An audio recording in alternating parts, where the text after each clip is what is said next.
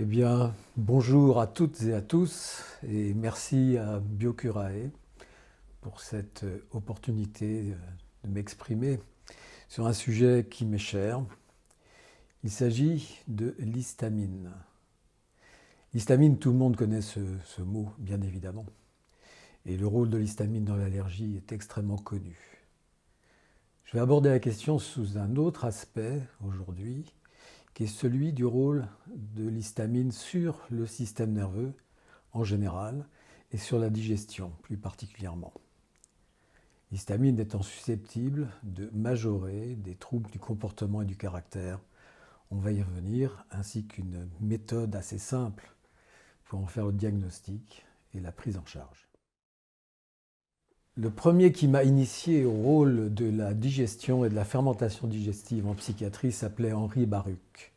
Henri Baruch était un des fondateurs de la psychiatrie française. Il a écrit de nombreux ouvrages sur cette question, et en particulier, c'est lui qui m'a initié au rôle de la colibacillose chronique dans les troubles psychiatriques.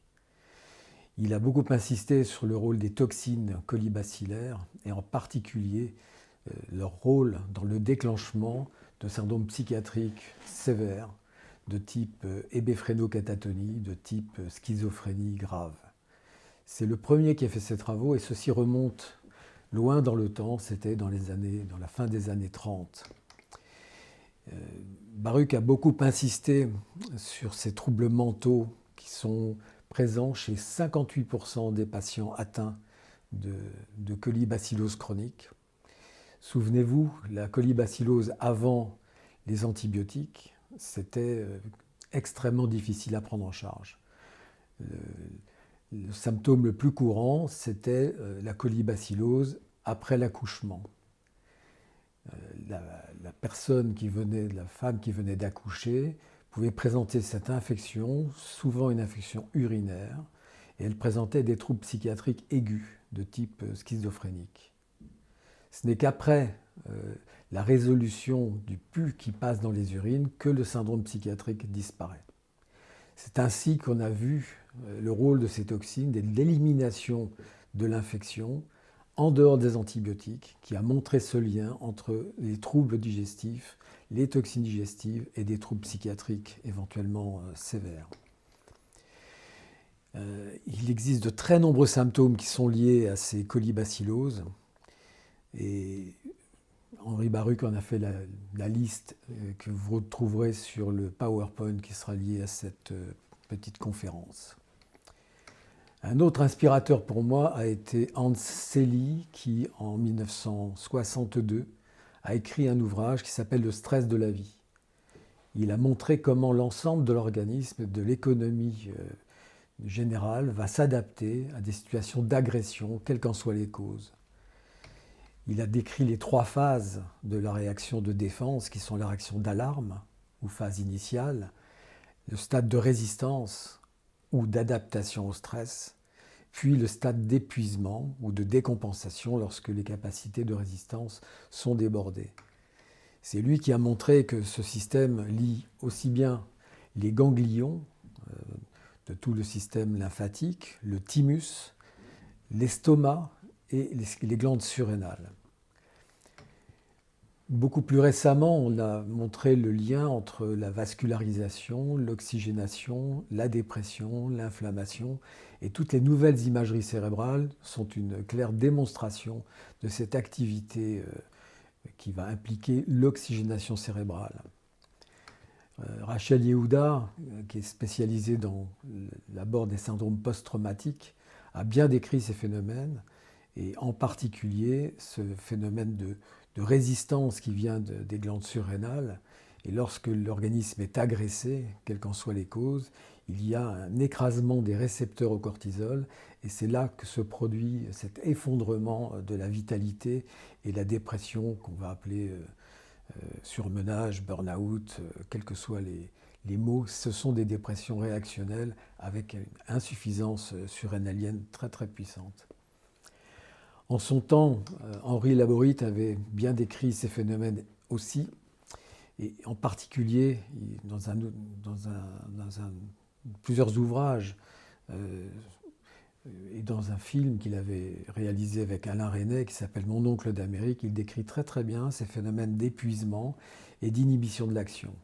Tout se passe comme si, devant l'agression, l'organisme se comportait comme un conducteur qui appuyait en même temps sur l'accélérateur et aussi puissamment sur le frein.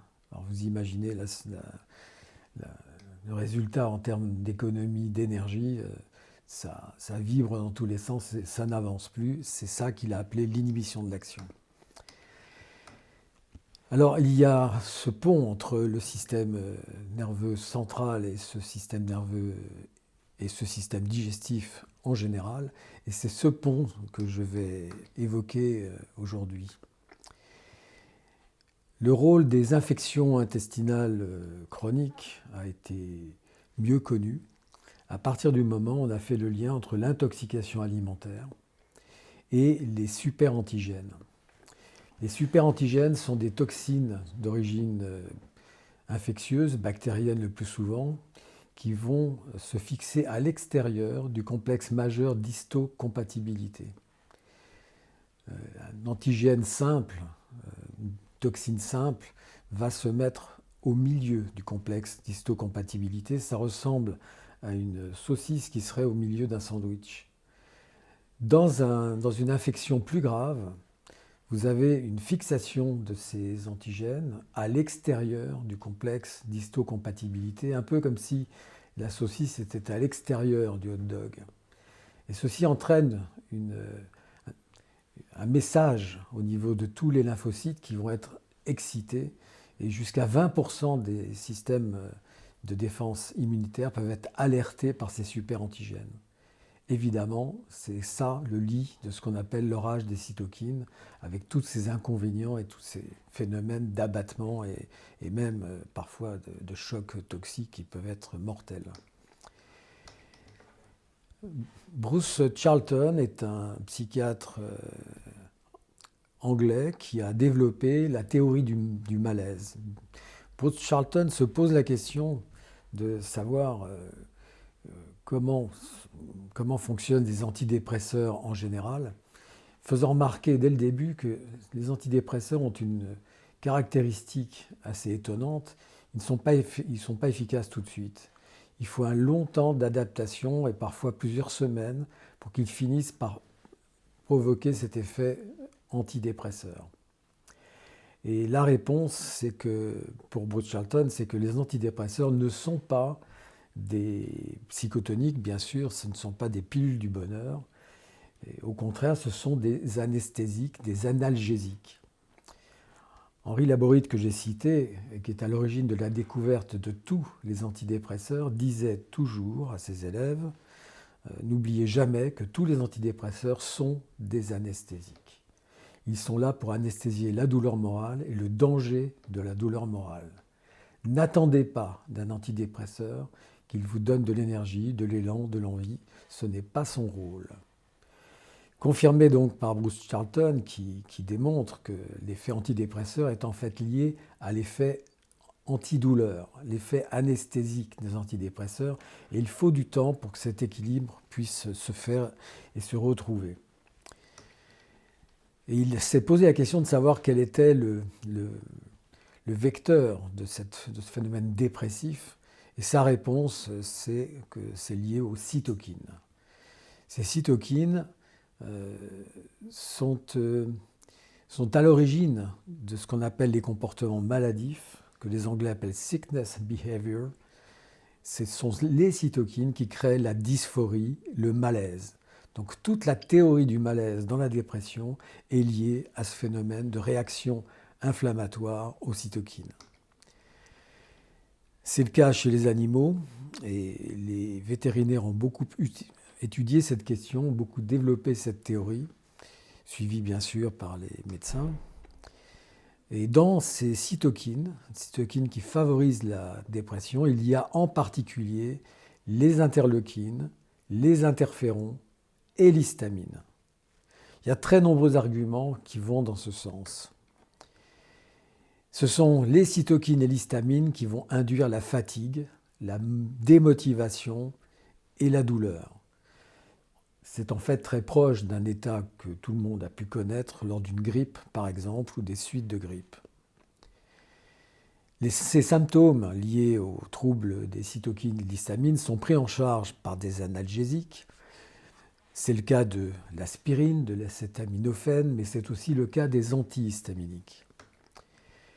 On a étudié les comportements d'automédication et d'autotraitement qu'ont pu utiliser des patients qui étaient dans ces situations difficiles et regarder ce qui, chez eux, avait la meilleure réputation. Ce qui est sorti de cette étude est simple, c'est surtout l'utilisation de l'aspirine, de l'acétaminophène, de l'ibuprofène, de la codéine et des antihistaminiques. Donc le projecteur étant mis sur l'histamine, on découvre qu'il existe une transmission histaminergique cérébrale spécifique. Et donc l'histamine n'intervient pas seulement dans les phénomènes immunitaires, inflammatoires, allergiques et digestifs, mais aussi directement dans le système nerveux central. Retenez que l'histamine, c'est l'hormone de l'éveil au niveau du cerveau. L'histamine, c'est un effet loupe. Ça va augmenter tous les phénomènes vécus dans le système nerveux central. Vous avez du soleil, vous avez de la paille, il ne se passe rien. Vous mettez une loupe entre le soleil et la paille, ça brûle. C'est métaphoriquement ça, l'action de l'histamine. L'histamine va amplifier toutes les réactions émotives, psychologiques, voire psychopathologiques. C'est un médecin américain qui s'appelle Karl Pfeiffer qui a décrit ces phénomènes de façon assez spécifique dans un ouvrage qu'il a appelé Équilibre psychobiologique et oligoaliments. C'est un ouvrage que je vous recommande, il est remarquable. Et c'est dans cet ouvrage qu'il parle de l'histadélie, de l'histaminopexie et du rôle de l'histamine dans les troubles du caractère et du comportement. Il décrit le fait que les taux sanguins anormalement élevés d'histamine, connus sous le nom d'histadélie, vont augmenter considérablement le risque de dépression. Karl Pfeiffer est le fondateur du Princeton Brain Biocenter. Et c'est dans cette université qu'il a développé ces études et qui montre le lien avec les troubles de l'humeur et les troubles dépressifs qui sont liés à ces excès d'histamine. Il a classé les troubles de comportement en 4 catégories, basées sur des modèles de type A, dans lequel il étudie le rapport élevé entre le cuivre et le zinc, le type B, avec un cuivre déprimé, un type C, qu'il appelle malabsorbant, et qui présente plus des troubles impulsifs, voire d'opposition, et un type D, avec des niveaux réduits de manganèse et de chrome. Autrement dit, il a fait des liens entre les différentes manifestations de l'excès d'histamine et le terrain des oligo-éléments. Il a beaucoup insisté, en particulier, il cherchait des causes thérapeutiquement accessibles à la schizophrénie, à tout ce qui est dissociation, tout ce qui est clivage du moi, qui sont des pathologies extrêmement fréquentes en psychiatrie et plus ou moins graves suivant les situations connues par les patients. Et manifestement, le fait de prendre en charge ces excès d'histamine vont favoriser une cicatrisation des phénomènes dissociatifs. Et ça, c'est extrêmement important dans une pratique psychologique courante. Les histamines vont jouer un rôle dans de très nombreux phénomènes. Il faut les concevoir comme des neurotransmetteurs. Donc ces neurotransmetteurs vont jouer des rôles extrêmement importants dans la régulation de la libido, de l'émotivité, dans les larmes, dans la sensibilité du corps en général à la douleur en particulier. Et comme dans tout phénomène de régulation, il est possible d'avoir trop d'histamine, mais aussi trop peu. Ce que l'on appelle histaminopexie, c'est le pouvoir qu'a le plasma de neutraliser l'histamine. Lorsque vous avez trop d'histamine, il y a des mécanismes de régulation endogène qui sont liés à une globuline qui s'appelle la plasmapexine 1. Quand ce phénomène de régulation est dépassé, évidemment, vous avez là ensuite tous les effets secondaires des excès d'histamine, qui vont se caractérisés par essentiellement des insomnies, des douleurs gastriques, des nausées, des maux de tête persistants et souvent résistants à toute forme de traitement antalgique. Ça favorise la dépression, ça favorise un état de tension interne chronique avec une tendance à des troubles obsessionnels et compulsifs. Ce sont des tempéraments qui vont être extrêmement irritables et développer des phobies et jusqu'à des troubles obsessionnels et compulsifs. Donc quand vous voyez ces tableaux, il faut penser histamine. L'histamine est métabolisée par ailleurs par méthylation, et ça c'est le mécanisme de détoxication classique. Le rôle des neurones histaminergiques vont se passer dans des voies ascendantes et alors vont participer à l'éveil. On a fait des tests, on peut déclencher l'éveil par l'injection intracérébroventriculaire d'histamine et à l'inverse, on peut avoir des effets sédatifs par les antihistaminiques. Bon, tous ceux qui ont pris des antihistaminiques le savent, ça favorise le sommeil.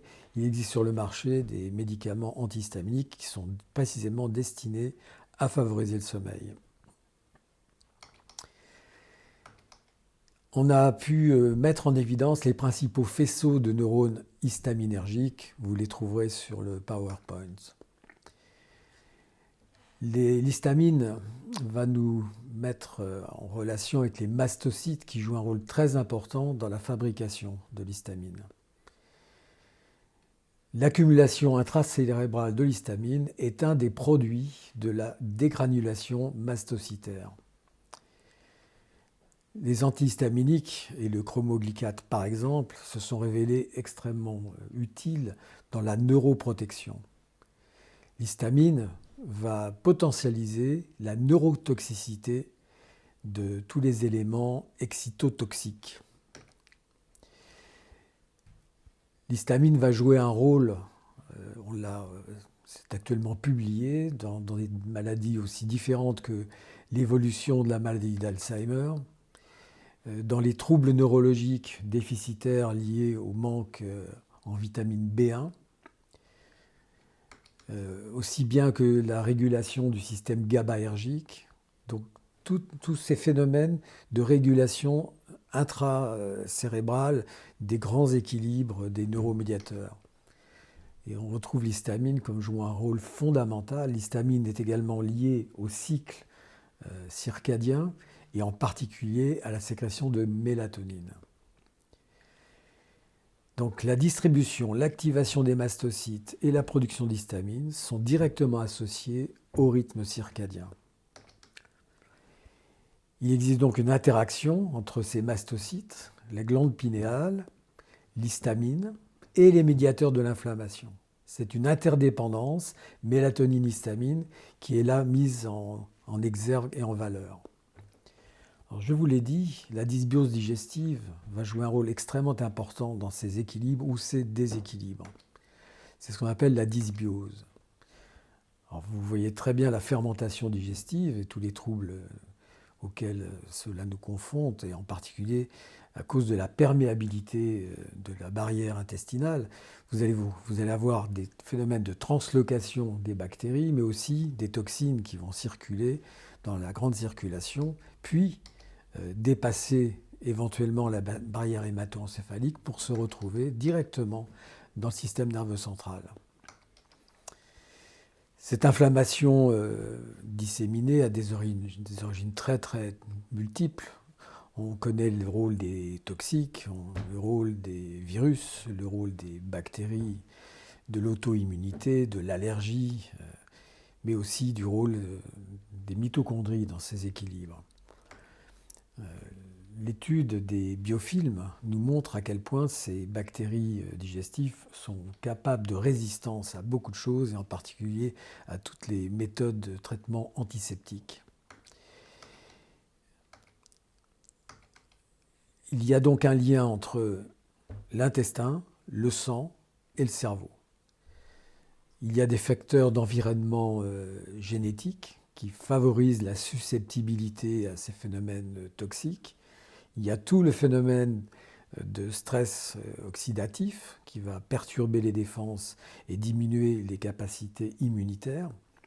Ensuite, les bactéries elles-mêmes et leurs agents toxiques vont augmenter l'oxydation et le stress oxydatif jusqu'à provoquer des mutations somatiques, jusqu'à des phénomènes encore plus graves qu'on appelle l'effet prion. Et là, vous avez toute la cascade des événements qui aboutit à la destruction du système nerveux central. Je voudrais insister sur le rôle des bactéries dans les phénomènes métaboliques et en particulier d'obésité. On a découvert que les bactéries sont capables de moduler notre comportement alimentaire. Et c'est très étonnant de voir comment les bactéries peuvent dire à l'organisme d'aller chercher du sucre et de dire de la même façon de cesser cette quête. C'est Sergueï Fetisov qui a beaucoup publié sur cette question. Se pourrait-il que nos bactéries nous disent qu'elles n'ont plus faim? La réponse est probablement oui. Donc il y a ce qu'on appelle un censeur bactérien dans la fermentation digestive. C'est le cas on a identifié par exemple une protéine qui s'appelle CLPB qui est produite par le colibacille et qui est similaire à l'hormone impliquée dans la satiété. Donc cette protéine CLPB n'agit pas de la même façon selon qu'elle est issue de bactéries affamées ou au contraire rassasiées. Les bactéries qui cessent de croître simulent une autre hormone de la satiété qu'on appelle PYY.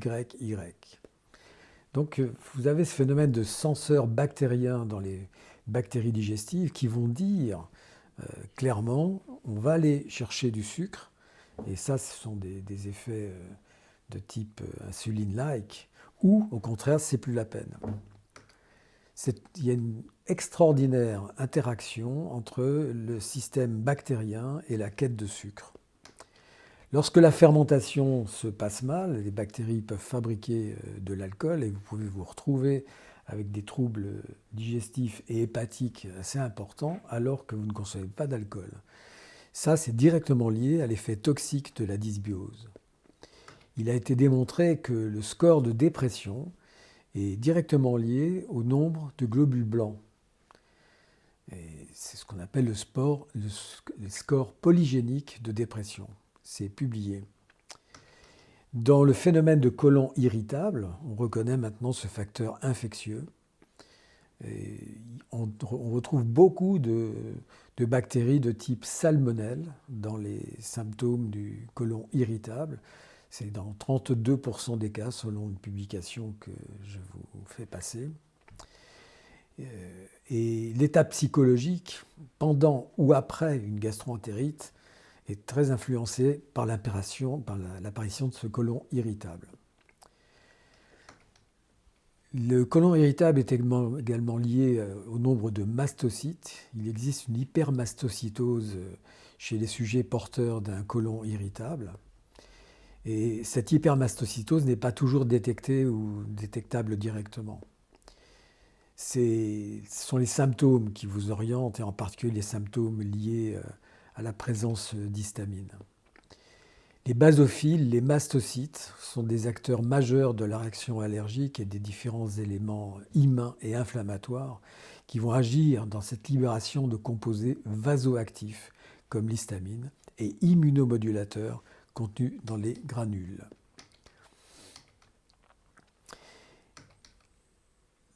Les cibles de l'histamine sont de plus en plus reconnues dans l'étude du côlon irritable. Il faut savoir y penser. Faire le diagnostic n'est pas très compliqué lorsqu'on en a l'idée. C'est un diagnostic qui est avant tout clinique. Il faut savoir écouter les patients, en fait, ils vous disent tout. Quels sont les symptômes de ce qu'on appelle l'intolérance à l'histamine? Ces patients se plaignent de douleur, de rougeur soudaine ou de flush. Ils ont facilement des démangeaisons sur tout le corps, des prurites. Ils ont des troubles digestifs chroniques, nausées, vomissements, diarrhée, douleurs abdominales. Ils peuvent présenter des chutes de tension, des vertiges, des palpitations, des coups de fatigue intenses, des troubles ORL, les muqueuses sont fragiles, le nez coule facilement, notion de rhume chronique ou répétitif. Il y a des maux de tête, des migraines, et ces migraines, je vous l'ai dit, sont facilement très résistantes au traitement habituel. Les yeux sont rouges, les lèvres sont facilement gonflées ou irritées. En fait, c'est une maladie des muqueuses. Toutes les muqueuses sont concernées par ce symptôme de l'intolérance à l'histamine. Chez les femmes, il y a facilement des troubles menstruels et des douleurs qui sont majorées. Donc quand vous avez ces tableaux d'intolérance à l'histamine, ça met sur la piste assez facilement et ça va permettre de mettre en place une démarche visant à aider les patients à se libérer de cette histamine. Je rappelle que l'histamine va facilement accélérer la fréquence cardiaque, favorisée par la libération d'adrénaline. L'histamine peut provoquer des nausées, des vomissements, peut perturber le rythme veille-sommeil. Évidemment, je vous l'ai dit, c'est l'hormone de l'éveil. Alors, quand il y a trop d'histamine la nuit, très difficile de dormir. L'histamine va également jouer un rôle dans la régulation de la température corporelle, dans la pression artérielle et dans toutes les formes de douleur. L'histamine va jouer un rôle également dans tout ce qui est fonctionnement de l'appareil gastro-intestinal, dans l'équilibre hormonal. C'est donc très ubiquitaire cette action de l'histamine et je vais insister sur la vascularisation et le haut lieu de la vascularisation qui est notre système nerveux central. La vascularisation cérébrale est extrêmement riche c'est un système de capillaires extrêmement important et vital. Si vous regardez les fonctions des vaisseaux, toutes les artères de l'aorte jusqu'aux artérioles sont essentiellement des fonctions de contenant et de distribution. Et c'est la même chose au niveau des veines jusqu'à la veine cave. L'endroit où se font les échanges s'appelle les capillaires. Les capillaires font le lien entre les artères et les veines. Ces capillaires sont d'un diamètre extrêmement faible, de l'ordre de 6 millièmes de millimètre. Et c'est à cet endroit que se font tous les échanges. Alors j'ai indiqué le système de lance capillaire, autrement dit de la distribution normale du sang dans les capillaires, et en particulier cérébraux. Et vous verrez que le sang arrive dans le capillaire et puis que ça tourne un peu comme un moteur à 3 pistons. Chaque distribution d'oxygène dans les lignées cellulaires se fait à un pH qui est basique. Et le shunt artério-veineux est fermé et le système fonctionne très bien comme ça et le sang est distribué tour à tour. Lorsqu'il y a une agression, quelle qu'elle soit, il y a une fermeture de l'extrémité terminale des capillaires. Et du fait de cette fermeture, va s'ouvrir le shunt artério-veineux, donc le sang va avoir tendance à passer directement de l'artériole à la vénule. Et là, les lignées cellulaires intracérébrales commencent à souffrir. Et elles vont sécréter une hormone pour résister à cette souffrance et tenter d'ouvrir les capillaires. Et devinez quoi? Cette hormone s'appelle l'histamine. L'histamine est un des régulateurs fondamentaux de l'oxygénation cérébrale. Le problème de l'histamine, lorsqu'elle lutte pour ouvrir les vaisseaux, c'est que, comme vous le savez, l'histamine provoque aussi des réactions immunitaires, et en particulier de l'édème. Donc, dans sa lutte pour restaurer une oxygénation cérébrale normale, l'histamine va gêner aussi ce phénomène, jusqu'à provoquer des phénomènes de coagulation. Et quand ces phénomènes de coagulation sont trop importants, il y a une lyse cellulaire. Et dans cette lyse cellulaire, il y a des phénomènes, par exemple, de micro-AVC ou d'AIT qui vont avoir des conséquences sérieuses sur l'équilibre neurologique central. Donc tout ça pour dire que l'hémostase est extrêmement importante à étudier. On fait le lien aujourd'hui beaucoup plus dans cette épidémie de Covid entre l'inflammation, les cytokines, l'hémostase et la montée des D-dimères, qui est un des marqueurs de ces troubles fondamentaux. Il n'y a pas que les D-dimères. Pour aller au-delà de cela, il faudrait étudier beaucoup plus profondément ce qu'on appelle le thromboélastogramme, qui est une mesure objective de la coagulation instantanée de l'organisme.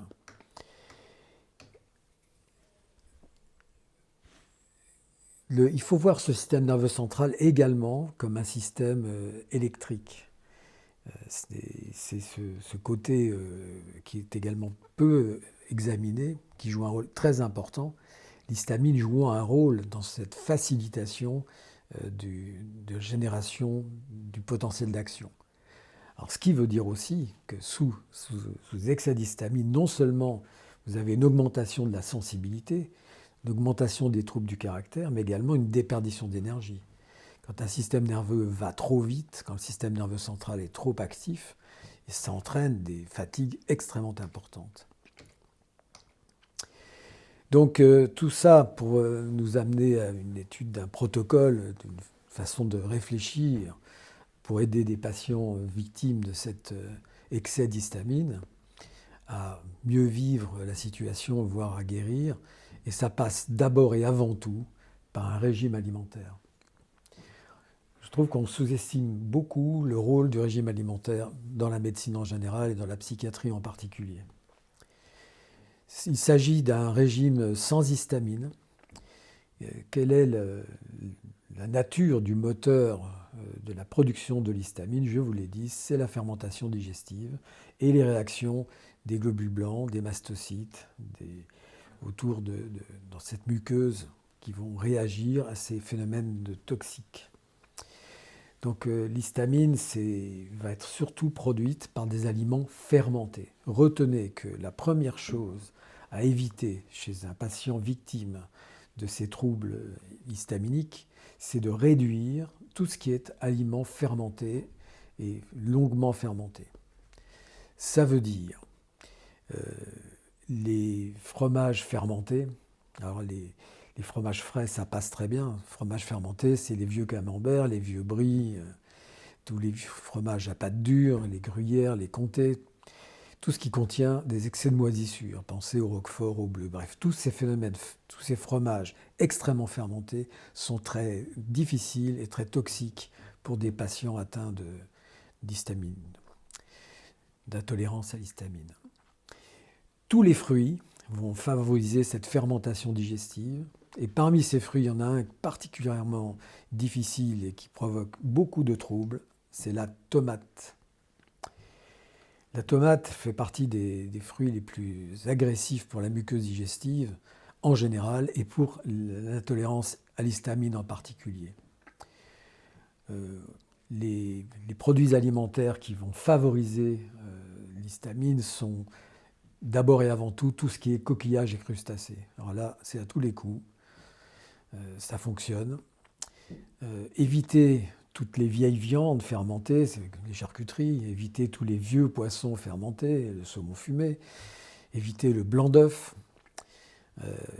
Enfin, il y a des aliments manifestement à éviter aussi, comme la choucroute, les épinards, tout ce qui est légumes secs, bref, tout ce qui fermente.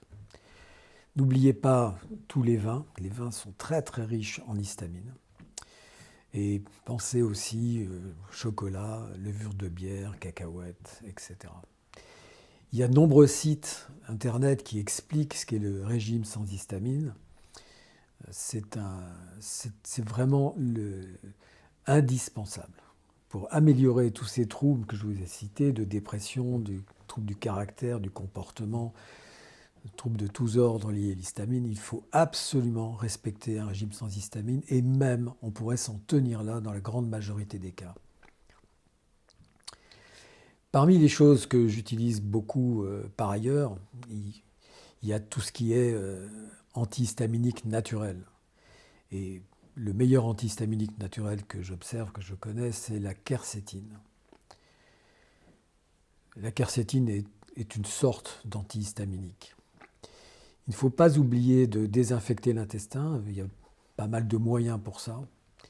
J'ai une affection particulière pour le bleu de méthylène que je trouve très efficace et très bien toléré. Bon, il faut supporter l'idée d'avoir des urines bleues. Le bleu de méthylène est connu depuis, ça a été inventé en 1876, c'est un antiseptique remarquable et qui n'a pas les effets secondaires des antibiotiques. C'est aussi un cicatrisant, c'est aussi un anti-inflammatoire. J'utilise beaucoup l'ascorbate de calcium, le magnésium, la vitamine C, la mélatonine, qui sont également de bons régulateurs des phénomènes d'excès d'histamine. La nigelle sative est très intéressante aussi. Son composé actif s'appelle la thymoquinone. Et la thymoquinone est très antibactérienne, elle est anti-diarrhéique, elle est régulatrice du foie, de tout ce qui est système entérohépatique que j'ai décrit tout à l'heure. C'est un produit que j'aime bien et que j'utilise beaucoup. Surveillance des dédimères. J'utilise volontiers le Cornus sanguinea, qui est une plante qui joue un rôle important comme normocoagulant. Les désinfections intestinales peuvent se faire avec des huiles essentielles, et je pense en particulier, tout le monde le sait, au thym rouge, à la sarriette ou à l'origan. La désinfection va nous aider beaucoup à faire baisser le taux d'histamine qui va passer dans le cycle entérohépatique.